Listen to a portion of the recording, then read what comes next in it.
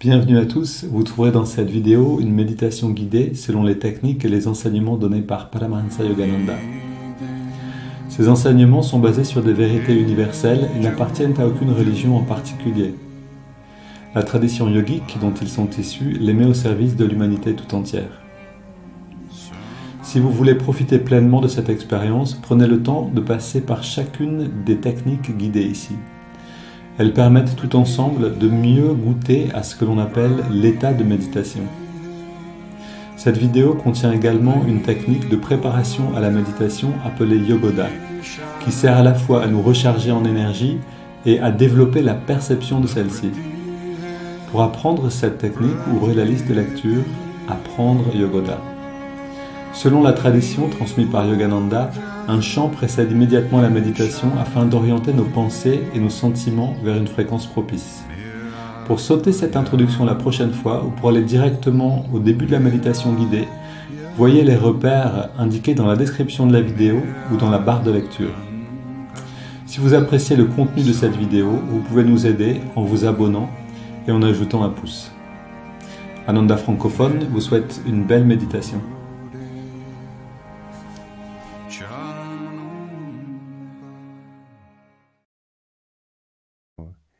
So devotion is that which gives you the hunger to want to understand, to want to know. Devotion doesn't have to be sentiment. Devotion doesn't have to be the sort of thing that makes you weep, although when you become close to God and feel His joy, it's hard sometimes not to weep. But the thing is that devotion to wisdom is also devotion. It means one pointed attention, but heart quality has to be there. As Sri Yukteswar said, you cannot take a single step forward on the path until the heart's natural love is developed. But it can be love of wisdom, as I said. It can be love of some divine quality, and that too can be devotion. But love of like that saying of Saint Jean Vianney of France, that if you knew how much God loves you, you would die for joy. Just think of it. That's the kind of thing that Krishna was talking about when he says, yield not to unmanliness. Be a complete human being. Be firm. When a person really loves somebody or loves a principle, then he doesn't have to get up there and shout or boast about it. He just absolutely will cling to it, and nothing can shake him. That devotion is what destroyed my doubts. That devotion is what one needs to soar in the heavens of spirit. And Krishna is telling Arjuna, in a sense also, he's telling him to yield not to unmanliness, he said it ill befits you. But this courage that he's talking about here is the courage born also of love. And you've seen many women they're not strong in willpower, but they're strong in love. And that love is what carries them through every test. Cast off this weakness of heart, O scorcher of foes. Arise. So Arjuna is sort of sunk in his own, wallowing in his own misery at this point. And then Arjuna replied, O slayer of Madhu, destroyer of foes, Krishna, how can I make war shooting against Bhishma, my own deep-seated ego reality, and against Drona, my own preceptor of past tendencies, which have always defined me as I was, and perhaps am. These are all in brackets, I should add. How can I fight against those great warriors? They deserve only my respect and reverence. You see, the world teaches us to take pride in our individuality. I'm an artist. I'm a rich man. I'm a count. I'm an earl. I'm a head of state. I'm important in this world. I remember there was one show, it was a Buddhist installation of, a Zen Buddhist installation of a high priest. And afterwards I was talking to a young woman outside, and I asked her name after a while, and she told me, and she asked me my name. I said, well, I'm Swami Kriyananda. She said, oh, but you're famous. I said, well, maybe, but why the but? She said, well, all the other famous people I've met, they seem important. I was very pleased with this, that I didn't seem important. I knew that what she meant was they didn't seem self-important. But I like that thought of not being important. Don't feel that you have any importance in your life. Don't define yourself. This is the whole thing. Our delusions are based on our self-definitions, and the tendencies that we bring over from the past, they're with us. We can't help it. I remember, I'm sure I was a writer in a past life, and even at the age of 9, I was writing dialogue for plays. And at the age of 7, I wrote a little something for school, and my parents both told me, you've put too many ands in there. Well, of course they were right, but how amused I was by my own reaction. I thought, who were they to tell me how to write? Here I could hardly spell, and that was an instinctive thing. These are things that we have brought over from the past, that we're natural at this and natural at that.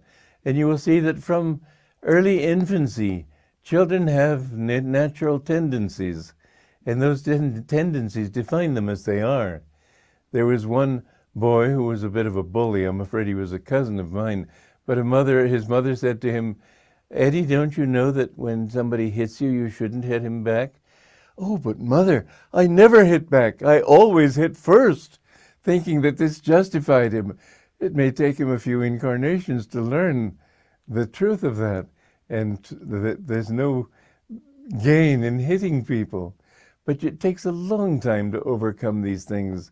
And these qualities that are our teachers, because they instruct us in what we think we ought to be in this life. And they're more powerful than our own upbringing. They come naturally to us. I remember my mother was working at her vanity mirror, which I have still in my own home, just as a memory of those days when I was a child. And I said, Mother, don't keep thinking about your beauty like Mrs. Martin, another lady. And Mother was so surprised that I had that insight into Mrs. Martin. But you see, I had these qualities that came over from the past. We must overcome those. And so Arjuna is thinking, oh, how can I kill those things? You must kill them. You must rise out of your own thinking definition of who you are.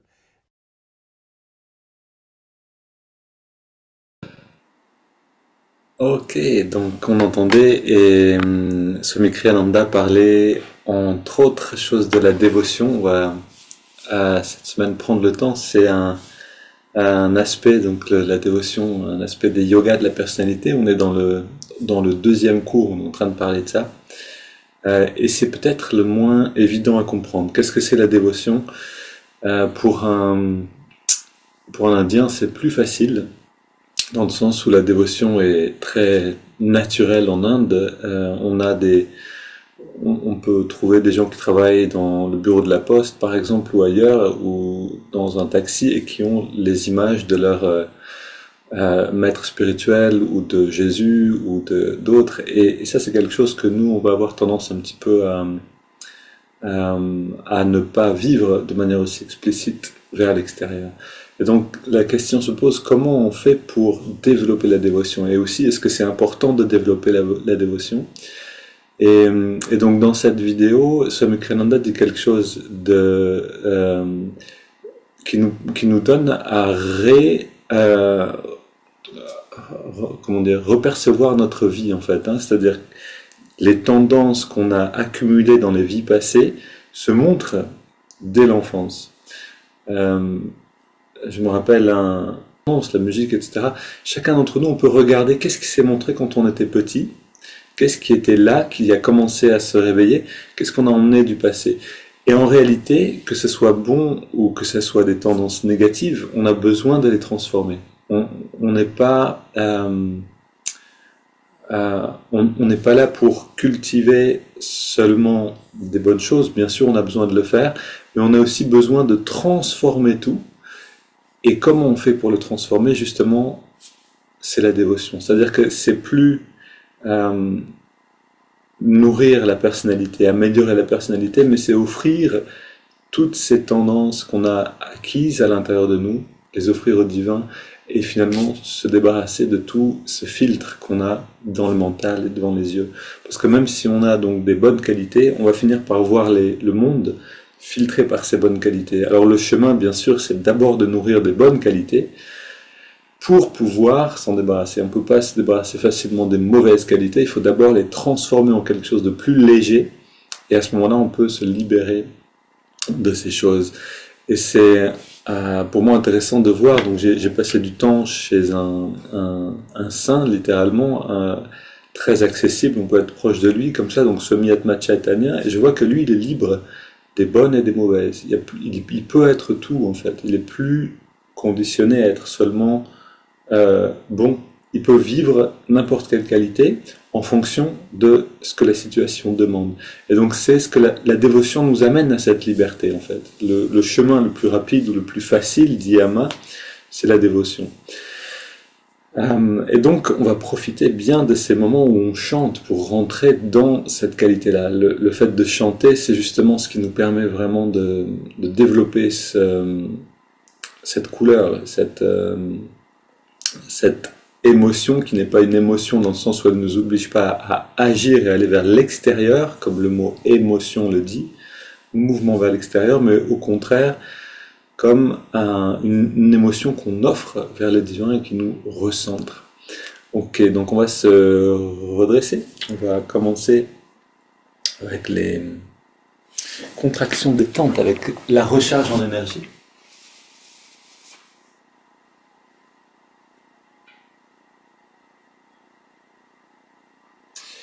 Ô Esprit infini, recharge notre corps avec ton énergie cosmique, notre mental avec ta concentration et ta détermination, notre esprit avec ta sagesse et notre âme avec ta joie toujours nouvelle. Éternelle jeunesse du corps et de l'esprit, demeure en nous pour toujours.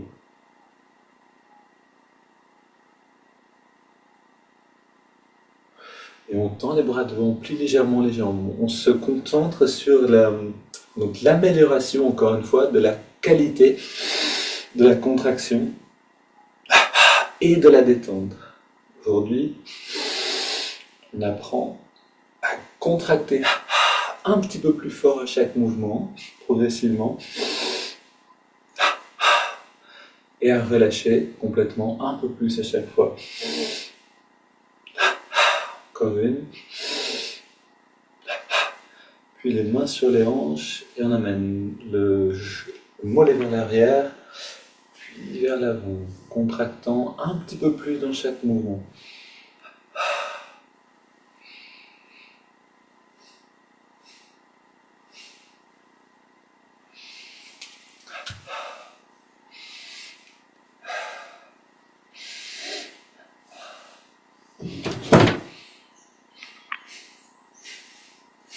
Le pied gauche devant, on contracte le mollet et l'avant-bras un peu plus et on relâche. Cuisse, biceps, encore une fois.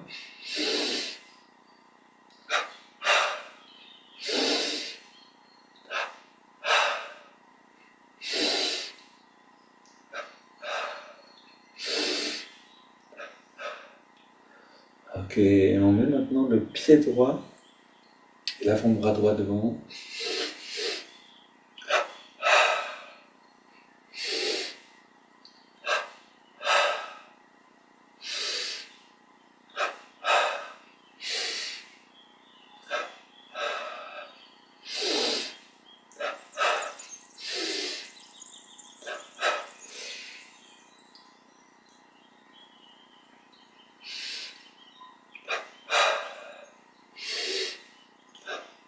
Ok, les deux côtés ensemble, en augmentant l'intensité à chaque fois.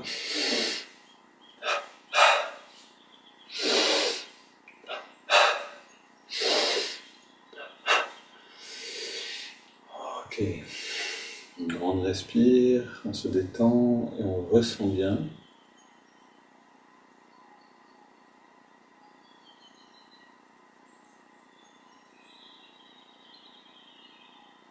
Puis on contracte, fesse gauche, poitrine à gauche.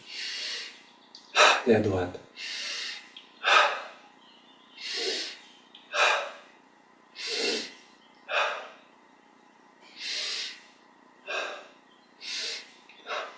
Ok. Le bas du dos à gauche et à droite.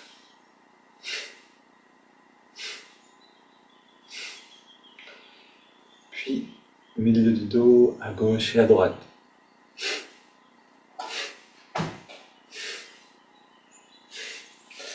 Haut du dos.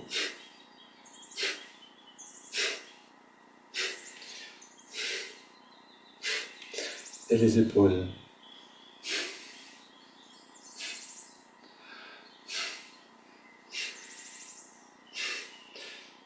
Le cou.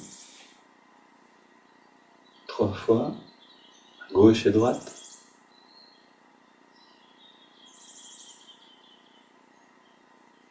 Puis la nuque.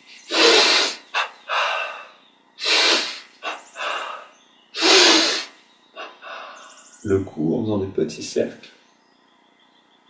Et dans l'autre sens. Et puis grand cercle détendu.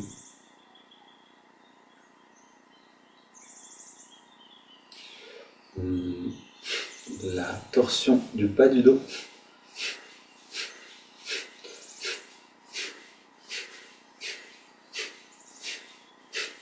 Main sur les hanches, petit cercle. Engageons bien les muscles. Et un petit peu plus au deuxième. Et encore un peu plus au troisième. Et puis dans l'autre sens. Voilà. Apprenons à augmenter l'intensité, ça va beaucoup nous aider. Pour améliorer en fait les recharges. La recharge en énergie, donc ce qu'on est en train de faire, peut être efficace ou très très très efficace en fait. La différence, c'est l'intensité qu'on met et la conscience dans chaque mouvement. L'intensité, la conscience et la force de volonté pour faire rentrer plus d'énergie dans le corps.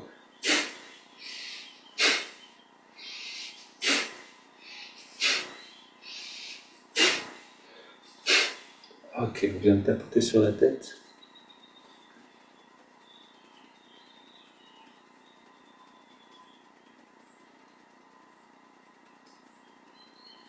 Vous voyez, je vous racontais au début de cette vidéo, là, je vous racontais comment, quand j'étais petit, je parlais comme un livre. Vous voyez, à ce moment où je vous ai raconté ça, j'avais un sourire très auto-satisfait. Et ça, c'est la raison pour laquelle on a besoin de se libérer des bonnes qualités. C'est-à-dire qu'elles ne vont pas nous aider finalement à être libres. On a besoin de les cultiver, mais on a besoin de s'en libérer. Et il n'y a que la dévotion qui va nous permettre d'aller au-delà de, on va dire, la fascination pour soi-même en fait, qui est notre vraie prison. Inspire. On recommence. Si on cultive de bonnes qualités mais qu'on devient fier de soi, alors il y a quelque chose qui manque.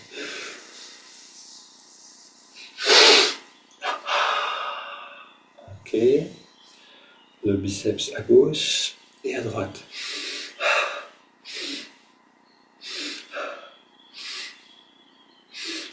Et maintenant, tous les muscles.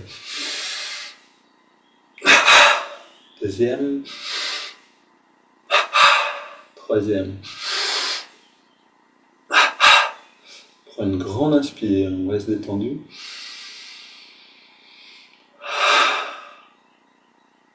On ressent, on détend encore un peu plus. On apprend à détendre, à volonté, complètement.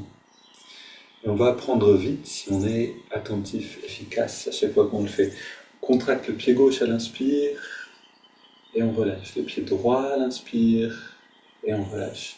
Mollet gauche et on relâche. Mollet droit, cuisse gauche, cuisse droite. Et là pareil, on apprend à donner plus d'intensité. Fesse gauche, fesse droite. Aller au maximum d'un seul coup. Bas du ventre, haut du ventre.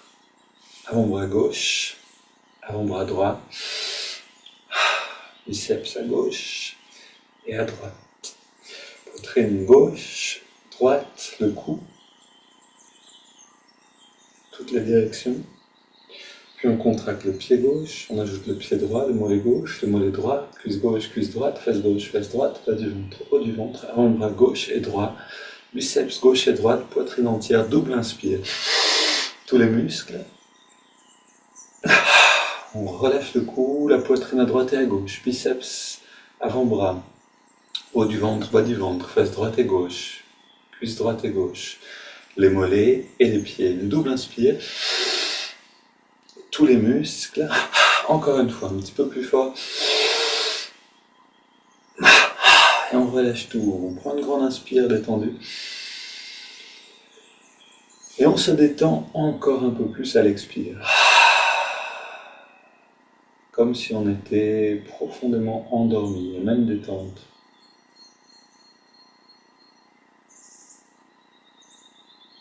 Et profitez de cette détente. Juste vérifier que mon... Ok, tout va bien. Continue avec les haltères. Voilà, pareil. Pensez que les poids deviennent plus importants à chaque mouvement. Ok. Puis un élastique de plus en plus fort, consistant. Puis haltère à nouveau.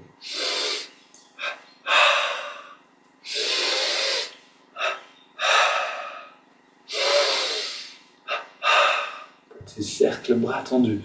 On augmente l'intensité encore un peu plus et on relâche tout. Et dans l'autre sens, pareil. On augmente et on relâche. Ok, on a les haltères dans les mains. On les amène vers le sol et vers nous.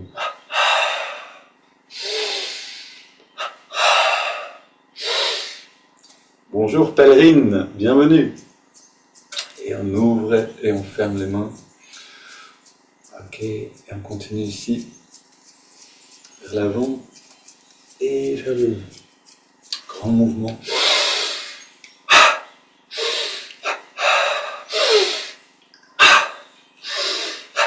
Même chose, plus d'intensité dans chaque mouvement. Droite.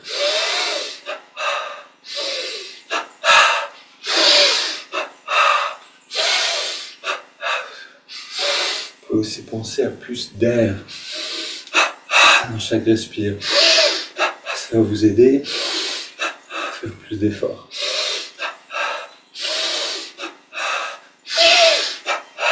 Puisque l'air, la quantité de l'air, la qualité détermine l'énergie dont on a disposition. Marche sur place et avec l'affirmation, précieuse affirmation, je suis positif, énergique et enthousiaste. Et on va chercher un sourire authentique qui vient de l'intérieur. On court sur place.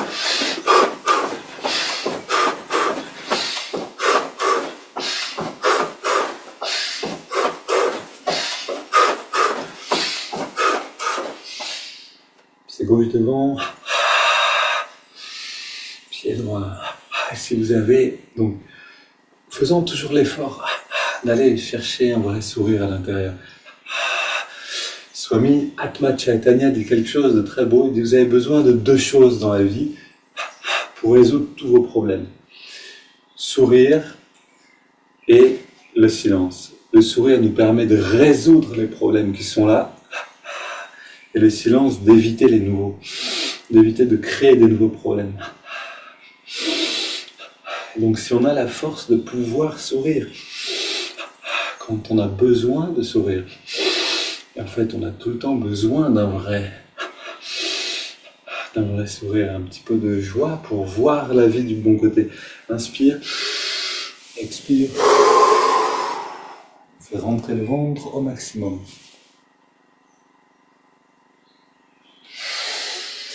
Encore une fois, faire rentrer et puis ressortir.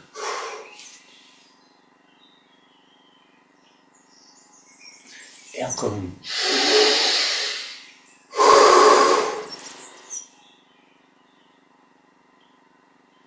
Ok, on se redresse, bras tendus vers l'avant.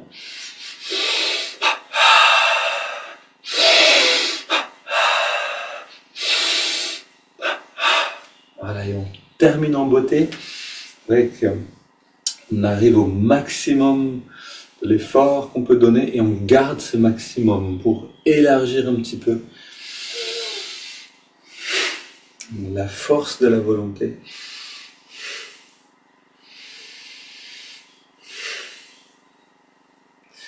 Les hanches, jambe gauche tendue. Allez chercher le muscle et agissez dessus un petit peu plus que nécessaire. Droit, pareil.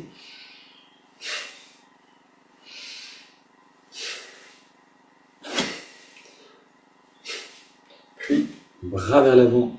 Inspire, on ramène les mains vers nous. On reste détendu. Expire. Et vers l'avant à nouveau.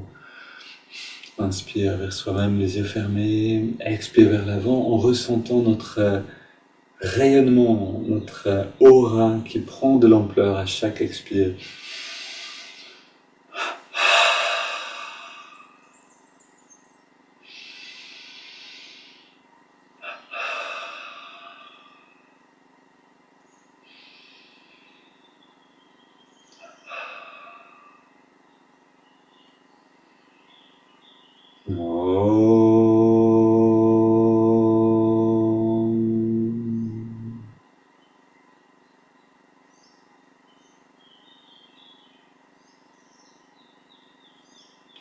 Lâche les bras. On est dans la même détente donc que si on était en sommeil profond, même détente, mais on ressent, on est complètement conscient.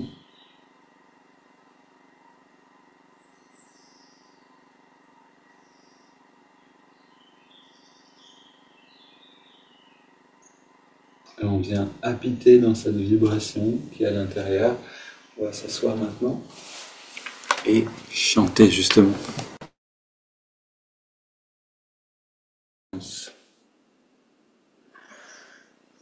Ok, on a installé, tranquillement redresser les yeux fermés. On va donc cette semaine, la thématique c'est la dévotion et donc on va prendre le temps pour le chant.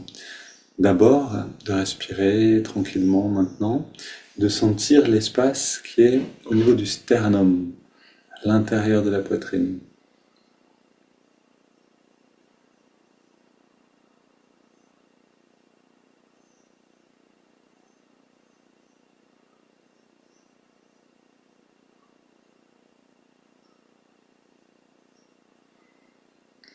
Et vous pouvez vraiment le voir comme une pièce, une grande salle à l'intérieur de notre maison, à l'intérieur du corps. Et cette salle, donc, c'est le centre du cœur.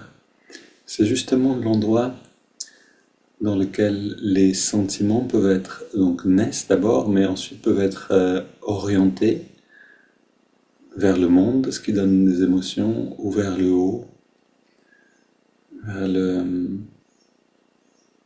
divin, vers notre grande conscience. Et donc on rentre dans cette salle. Vous pouvez vraiment intérieurement imaginer que vous rentrez dans cet endroit-là et sentir la qualité qui est présente. Comme quand on rentre dans un espace et on commence par ressentir quelle est l'ambiance ici.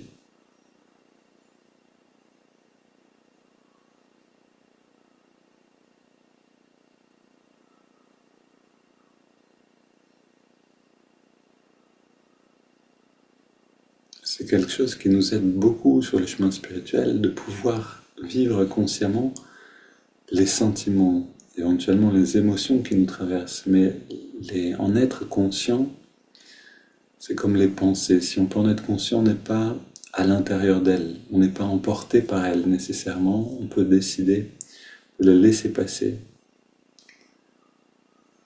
ou d'aller avec elles si ce sont de bonnes pensées. La même chose avec les sentiments.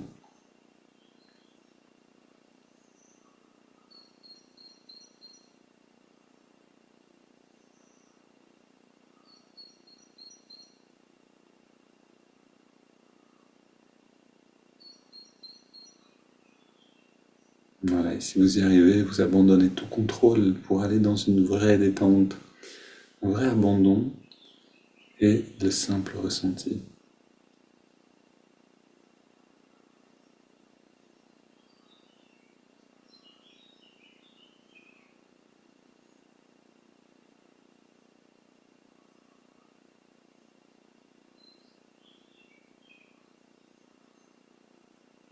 Comme quand on va s'endormir, c'est ces moments-là où on est très proche de cette vie plus subtile. Quelquefois, on est au moment de passer dans le sommeil et on a l'impression de comprendre des choses qu'on n'arrive pas à nommer.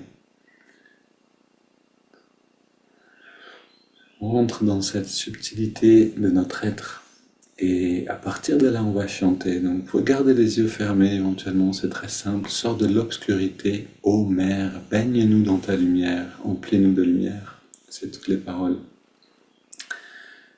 Et on cherche à simplement à chanter à partir de là et à sentir donc la qualité, le changement en fait de lumière un petit peu dans cet espace qu'on habite maintenant.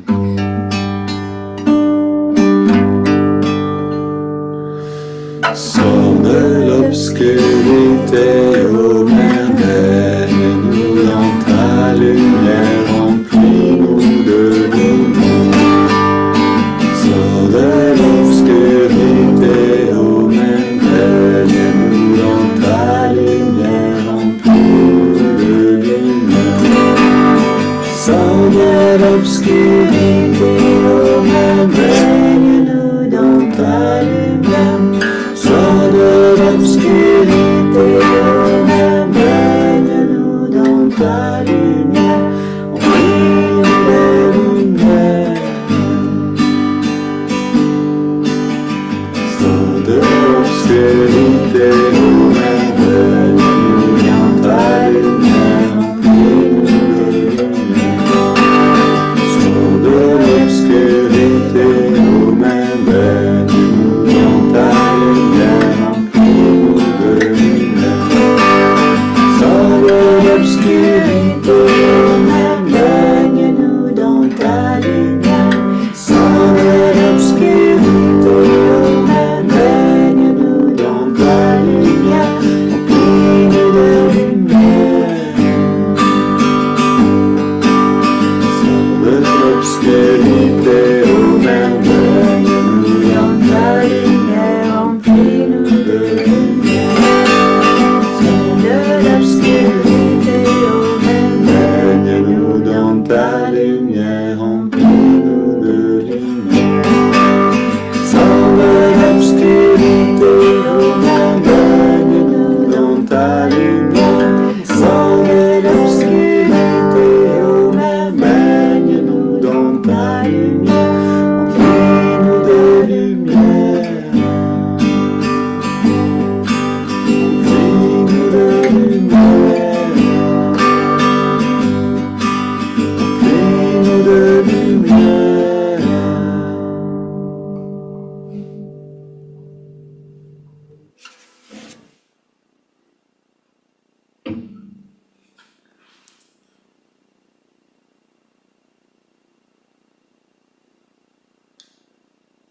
Et on observe.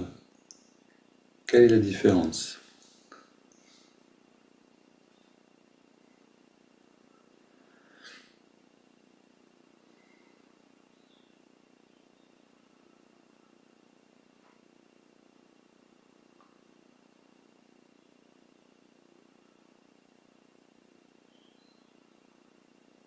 Et on trouve nos propres mots pour décrire ce qu'on ressent, même si c'est très léger, très subtil. On se permet de sentir quelque chose. Et si on ne peut pas sentir, alors c'est aussi une très bonne observation. On a simplement besoin de détendre toutes les tensions qui nous gardent au dehors. Si on peut sentir, on fait une ou deux phrases et on les garde pour décrire.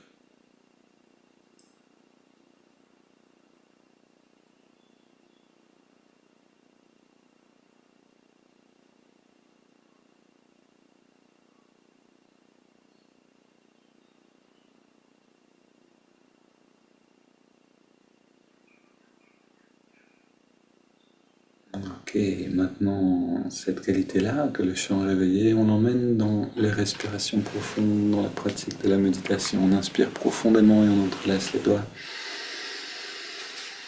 Expire, les mains vers l'avant, on arrondit le dos. Inspire, on étire vers le ciel.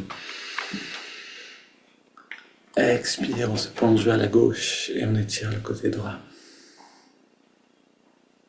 Inspire au centre. Expire vers la droite. Inspire au centre.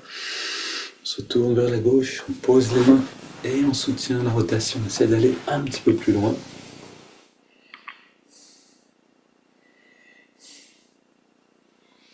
Et on revient au centre. Inspire, on étire vers le ciel. Expire vers la droite, on pose les mains.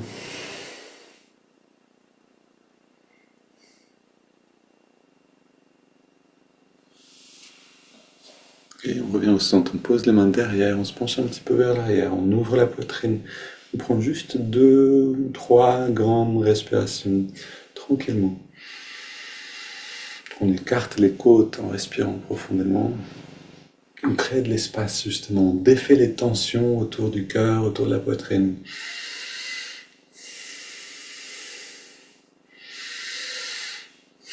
Et on revient au centre, dos dressé, détendu, les mains sur les cuisses, paumes vers les ciels. On prend une vingtaine de respirations profondes.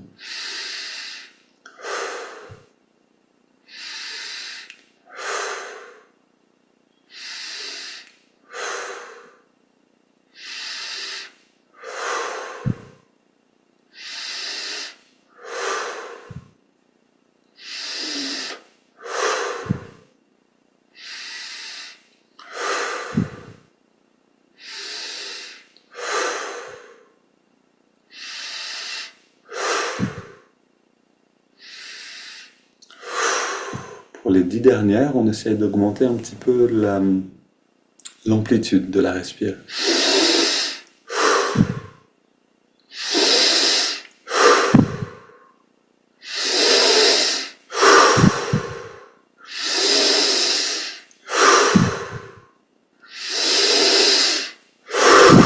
Cinq dernières.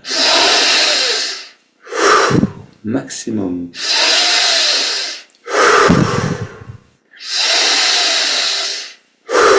Deux dernières.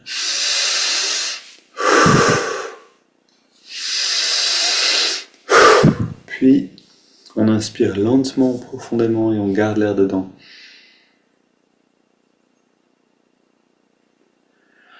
On retient le souffle, on détend tous les muscles.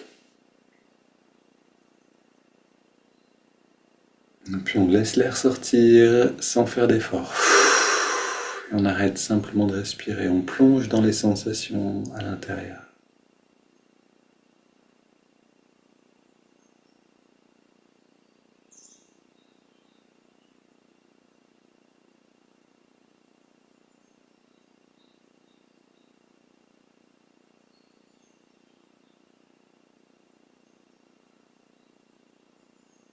On inspire maintenant. On garde l'air dedans, on rentre le ventre, on contracte le périnée, on redresse le regard. Et puis on relâche tout et on expire. Et on prend quelques instants. On a préparé quelque chose de bon, comme un plat, on a cuisiné. Maintenant on prend le temps de savourer.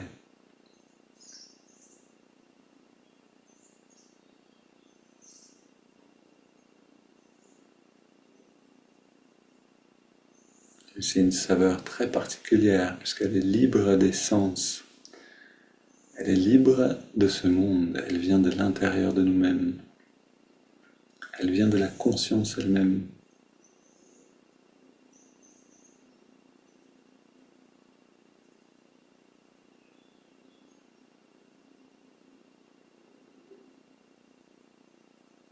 Et apprendre à aimer cette saveur, c'est littéralement développer la dévotion en nous-mêmes, développer l'élan ascendant du cœur. quand plus rien d'autre que la richesse intérieure nous intéresse, alors on commence à pouvoir dire je suis dans ce monde, mais je ne suis pas de ce monde. Nos attaches nous ont lâché prise un petit peu. Donc tout ce qu'on fait, c'est chaque jour d'aller regoûter à ça, goûter à quelque chose de bon qui est en nous-mêmes, pour y prendre goût. Avec le temps, on va aimer de plus en plus, la saveur va être de plus en plus riche, l'expérience aussi. Ok, on continue avec double inspire par les narines, on contracte tous les muscles, et on relâche en expirant, on recommence. Et encore une.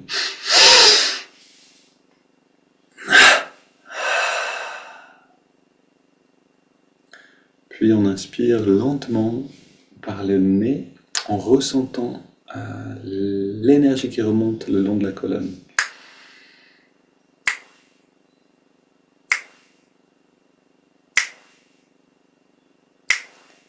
On garde l'air dedans et on sent l'énergie qui vient dans le lobe frontal.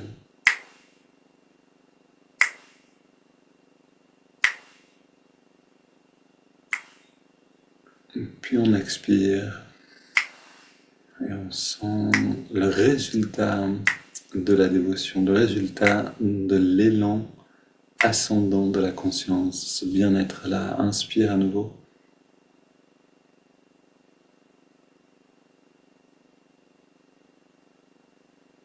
On garde l'air dedans.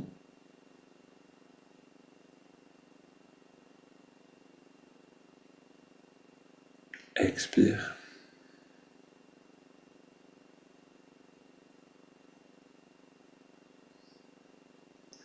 Inspire.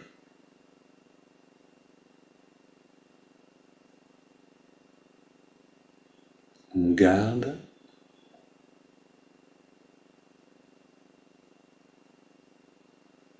Expire.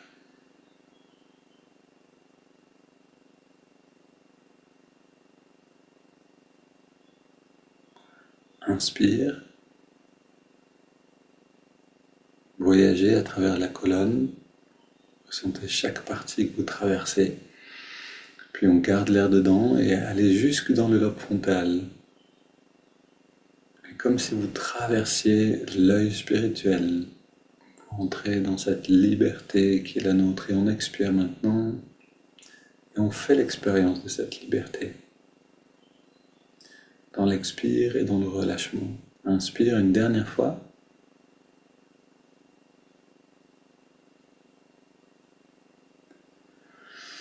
On retient le souffle.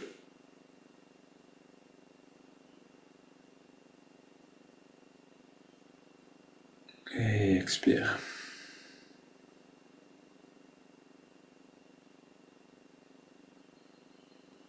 On prend maintenant une grande inspire. Puis on abandonne le contrôle de la respiration. C'est le corps qui respire. Par les narines, mais c'est pas nous qui contrôlons ni la fréquence, ni l'intensité, rien du tout. On est simplement là. Prendre un dernier instant pour ressentir comme un palier avant de plonger plus profondément.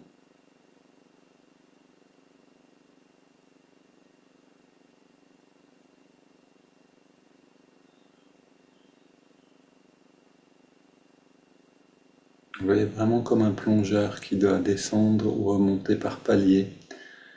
Et de la même manière, on a besoin de temps d'acclimatation.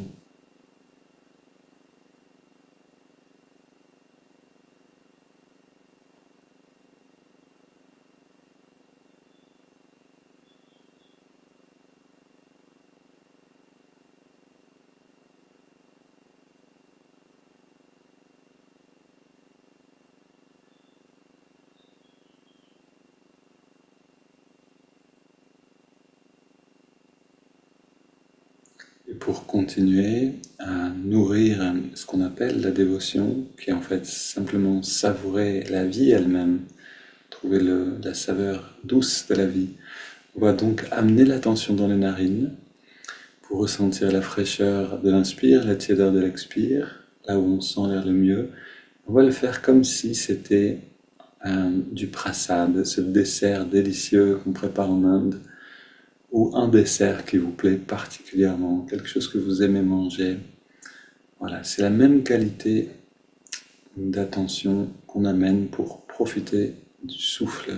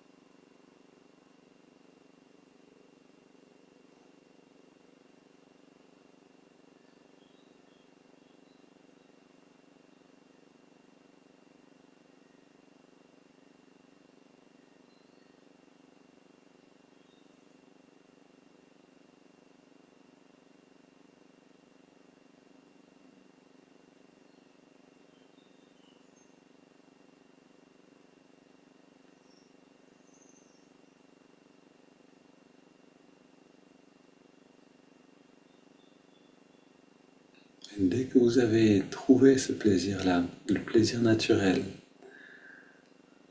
de ressentir le souffle, nourrissez-le. Laissez-le s'intensifier de respiration en respiration.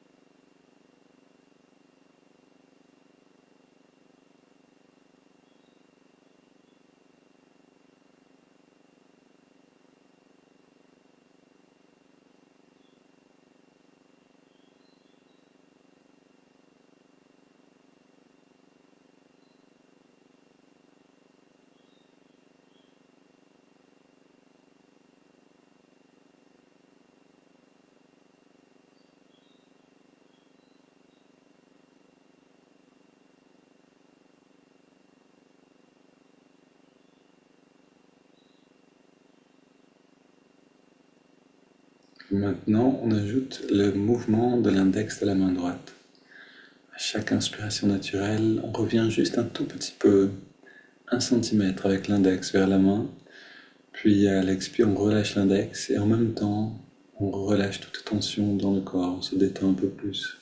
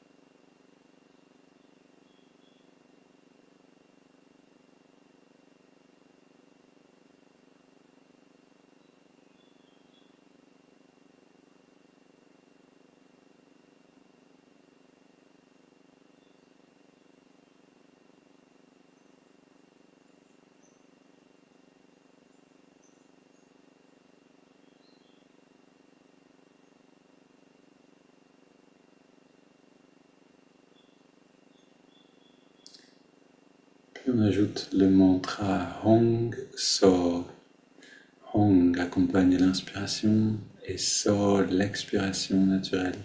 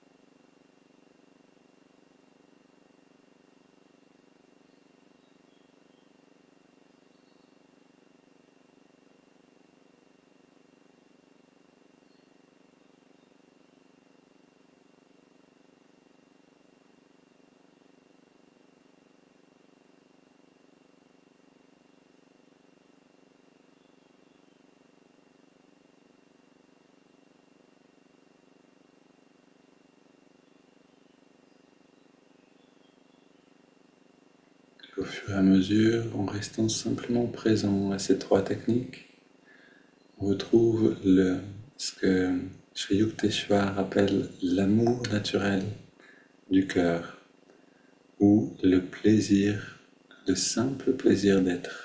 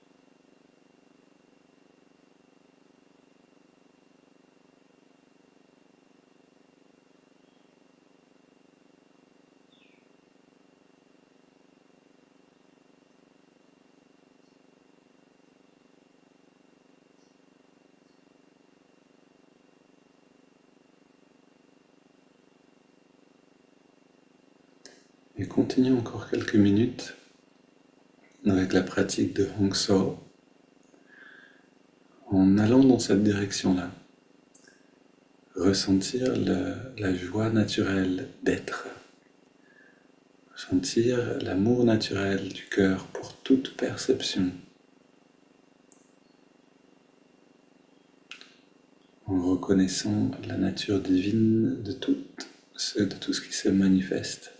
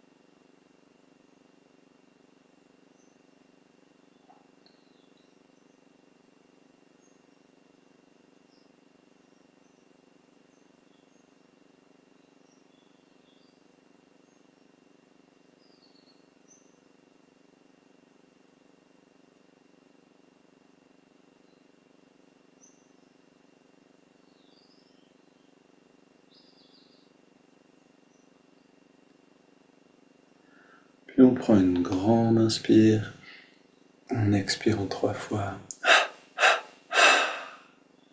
et on arrête un instant de respirer,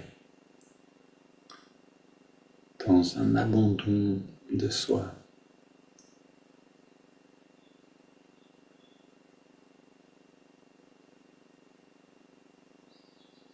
Puis on laisse le corps respirer de nouveau à son rythme. On abandonne toute technique, tout effort.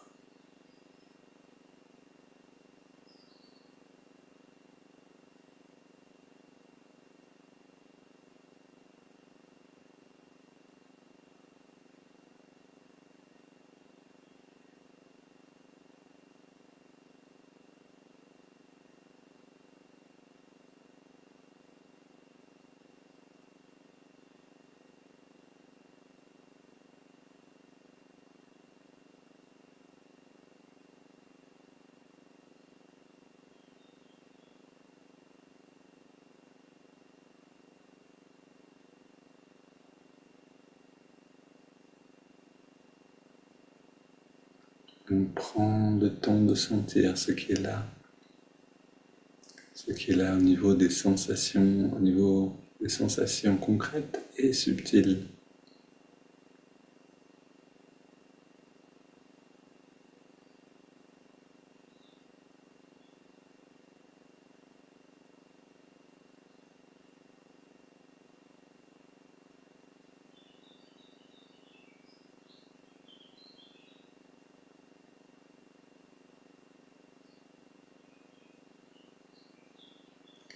Et si une affirmation vous aide à rester présent à l'expérience, n'hésitez pas à en prendre une.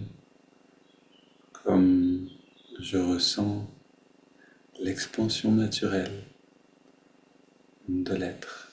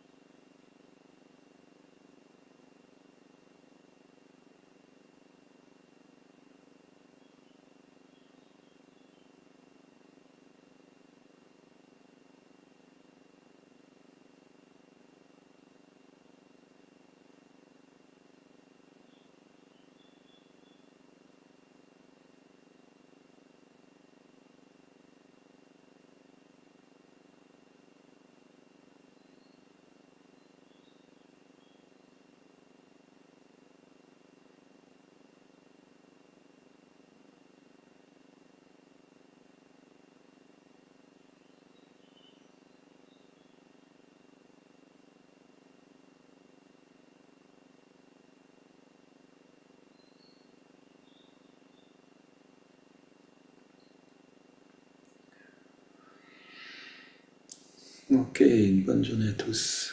On se retrouve demain et on continue avec cette thématique.